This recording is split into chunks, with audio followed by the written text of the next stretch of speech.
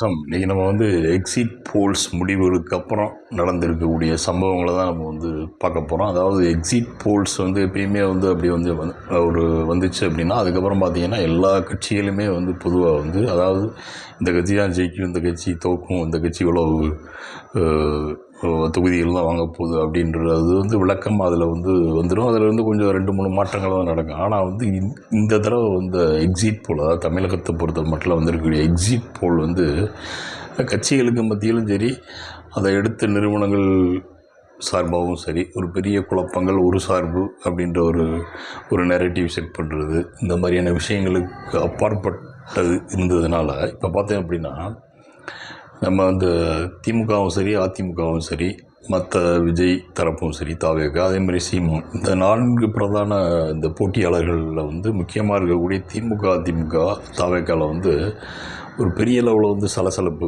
ஏற்பட்டிருக்கு. ஏன்னா இப்போ திமுகவை பொறுத்தவரை எப்பயுமே அவங்க யூஸ்வலாக கருத்து கணிப்பை அவங்க கொண்டாடுவாங்க. அதில் எந்த வித மாற்றமும் இல்லை. எக்ஸிட் போல் வந்ததுக்கப்புறம் அவங்களால பெரிய லெவலில் கொண்டாட முடியலை. ஏன் அப்படின்னா இந்த செட் பண்ணி வச்சுருக்கக்கூடிய நெரேட்டிவ் தான். அந்த ஒவ்வொரு நிறுவனங்களும் தனிப்பட்ட முறையில் அவங்களுக்கு தகுந்த மாதிரியான ஒரு நெரேட்டிவை செட் பண்ணி விட்டதுனால திமுக ஜெயிக்கும், இல்லாட்டி அதிமுக ஜெயிக்கும், அல்லது தாவேகா ஜெயிக்கும், இப்படி 3 விதமான காரணிகளை சொன்னதுனாலையும், அதே நேரத்தில் விஜயினுடைய இந்த வருகை, அவர் அதிகமான வாக்குகள் வாங்க போகிறாரு, கிட்டத்தட்ட 41% வாக்குகள் வாங்குவார் அப்படின்றத ஒரு விதமாக சொன்னதுனால, ப்ளஸ் அவர் பார்த்திங்கன்னா தொடர்ந்து கடந்த 2 நாளாக திருச்செந்தூரில் ஆரம்பித்து, அதுக்கப்புறம் சீரடி போய், அதுக்கப்புறம் வேளாங்கண்ணி போய், அப்புறம் நாகூர் தர்கா, இப்படின்ற மாதிரியான அவருடைய பயணங்கள்.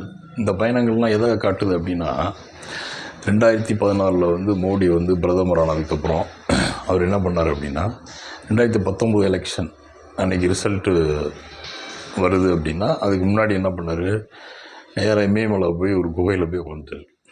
அங்கே போய் தியானம் பண்ணி, அது மாதிரி அந்த காவி உடையெல்லாம் போட்டு ஒரு குகையில் உட்காந்து தியானம் பண்ணார். அதுக்கப்புறம் என்ன பண்ணார், 2024 எலெக்ஷன், போன 2 வருஷத்துக்கு முன்னாடி நடந்த எலெக்ஷனில் என்ன பண்ணார், எலெக்ஷன் முடிஞ்ச ரிசல்ட் வர்றதுக்கு கொஞ்சம் நாளைக்கு முன்னாடி நேராக கன்னியாகுமரி அங்கே விவேகானந்தர் பாறையில் உட்காந்துட்டார். உட்காந்து அங்கே தியானம் பண்ண ஆரம்பித்தார். ஒரு தேர்தலில் இமயமலை, இன்னொரு தேர்தலில் இங்கே கன்னியாகுமரி. இந்த மாதிரி இது என்னென்னா இது ஒரு விதமான ஒரு அரசியல். அதாவது அவங்கள அவங்க போக்குக்கு முடிவுகளை மாற்றணும் அப்படின்றதுக்கான ஒரு அறிகுறியை தான் அவங்க செட் பண்ணுறாங்க.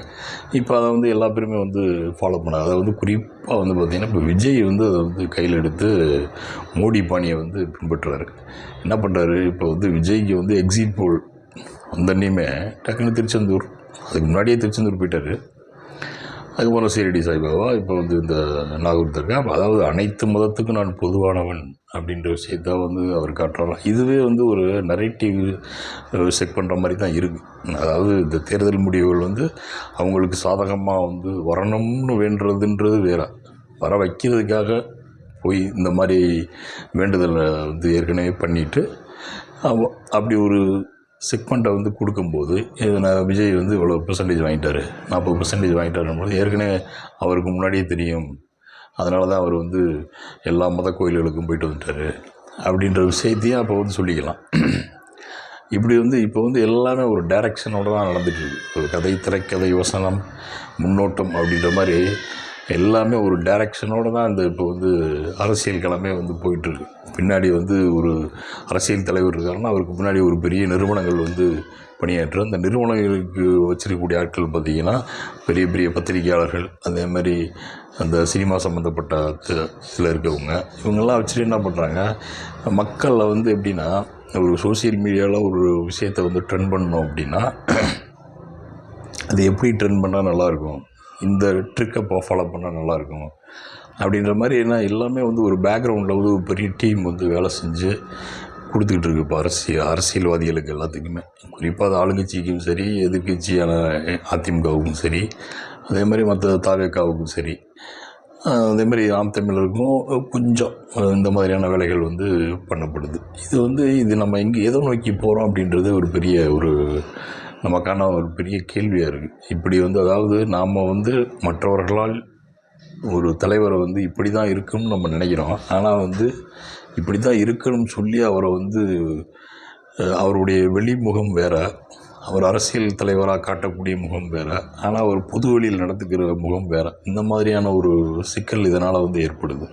இது வந்து பெரிய லெவலில் வந்து வருங்கால தலைமுறைக்கு வந்து இது வந்து பெரிய சிக்கலை வந்து ஏற்படுத்தக்கூடிய விஷயம். இது ஒரு பக்கம் இருந்தாலும், இப்போ அந்த எக்ஸிட் போல் வந்ததுக்கப்புறம் எல்லா தரப்புமே வந்து கொஞ்சம் பீதியில் தான் இருக்காங்க. அப்படி ஒரு செக்மெண்ட்டை வந்து கொடுத்ததுனால எல்லா தரப்பும், அந்த ஆளுங்கட்சி எதிர்கட்சி எல்லா தரப்புமே வந்து ஒரு பீதி கண்டிஷனுக்கு வந்துட்டாங்க. இருந்தாலும் ஆளுங்கட்சி தரப்பு பொறுத்த மட்டும் அவங்க 75 வருஷ பாரம்பரிய கட்சி அப்படின்றதுனால அந்த கட்சி வந்து என்ன தான் இருந்தாலும் நம்ம வந்து அந்த எதையுமே வெளிக்காட்டக்கூடாதுன்றதுக்காக அமைதியாக வந்து, அதாவது காஞ்ச மரம் வந்து கல்லடிப்படும்ன்ற மாதிரி அமைதியாக இருக்காங்க. அதே மாதிரி ஒரு மிகப்பெரிய ஒரு மௌன புரட்சியில் வந்து அந்த கட்சிகள் வந்து இப்போ இருக்குது. அதாவது குறிப்பாக வந்து அதிமுக பொறுத்த மட்டும் பார்த்திங்கன்னா எக்ஸிட் போல் வந்து நாங்கள் பெருசாக நம்பலை அப்படின்ற மாதிரி அவங்க சொன்னாலுமே, இப்போ இந்த விஷயத்தை நம்ம 2016 எக்ஸிட் போலோடு நம்ம கம்பேர் பண்ணி பார்க்கணும். 2016 பார்த்திங்கன்னா எல்லா எக்ஸிட் போலுமே வந்து திமுகவுக்கு சாதகமாக தான் இருந்துச்சு. திமுக தான் ஜெயிக்கும் அப்படின்ற மாதிரிலாம் இருந்துச்சு. ஆனால் பார்த்திங்கன்னா அதிமுக வந்து கிட்டத்தட்ட வந்து 140 இடங்கள் பெரும்பான்மை இடங்களை வந்து ஜெயித்தாங்க. அந்த திமுக வந்து பெரிய ஷாக்கு தான். 96 இடங்கள் தான் வந்து அவங்க வந்து அலைன்ஸோடு ஜெயித்தாங்க. அப்போது நடந்ததுக்கு இப்போ நடக்கிற 2026 இப்போ நடக்கிறதுக்கு என்ன வித்தியாசம் அப்படின்னா, இப்போயும் திமுக தான் ஜெயிக்கும்னு சொல்கிறாங்க. ஆனால் இப்போ இருக்க ஒரு அலையன்ஸ் இருக்குது பார்த்திங்களா, அப்போ வந்து மக்கள் நல கூட்டணின்ற ஒரு பேரில் இருந்த 6 கட்சிகள் வந்து அப்போ அந்த கூட்டணி இருந்துச்சு. தேமுதிக தான் அதுக்கு தலைமை, மதிமுக, இந்திய கம்யூனிஸ்ட், மார்க்சிஸ்ட், அதுக்கப்புறம் வந்து பார்த்திங்கன்னா நம்ம வாசன் கட்சி, கிட்டத்தட்ட வந்து 5 பிரதான கட்சிகள் வந்து அதில் இடம்பெற்றிருந்தாங்க. இவங்க வந்து அன்றைக்கி அப்போ பிரித்த வாக்குகள் பார்த்திங்கன்னா 6%. அப்போ வந்து திமுகவும் அதிமுகவோட வெற்றி வித்தியாசம் பார்த்திங்க அப்படின்னா கிட்டத்தட்ட ஒரே 1% தான்.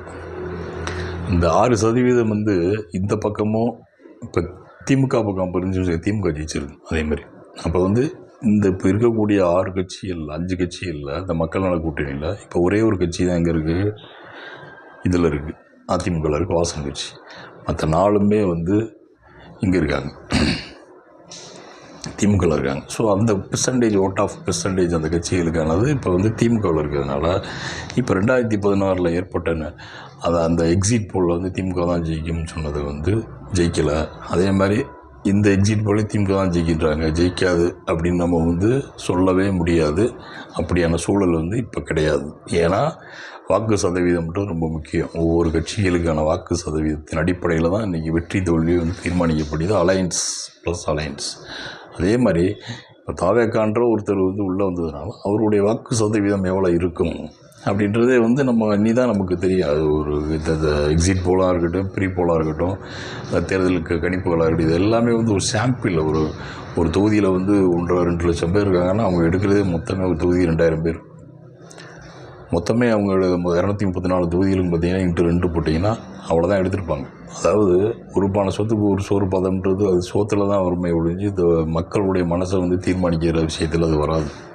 அதை வந்து நம்ம தெளிவாக புரிஞ்சுக்கணும். அதனால் வந்து என்னென்னா எக்ஸிட் போல் வந்து இப்போ வந்திருக்க எக்ஸிட் போல் வந்து பாரம்பரியமாக இருக்கக்கூடிய ஆளுங்கட்சியாக இருக்கக்கூடிய நம்ம திமுகவும் சரி, அதே மாதிரி பாரம்பரியமான கட்சியான அதிமுகவும் சரி, இவங்கெல்லாம் வந்து ஒரு பெரிய ஆட்டி வச்சுருக்குன்றது தான் இது மூலியமாக தெரியுது. அதே நேரத்தில் இப்போ இருக்கக்கூடிய எக்ஸிட் போல் வந்து பெரிய லெவலில் வந்து ப்ளே பண்ணுமா அப்படின்றத நம்ம வந்து இன்னும் ஒரு 48 ஹவர்ஸில் வந்து நமக்கு தெரிஞ்சிடும். நன்றி, வணக்கம். சப்ஸ்கிரைப் பண்ணாத நண்பர்கள் வந்து சப்ஸ்கிரைப் பண்ணால் சந்தோஷப்படுவோம்.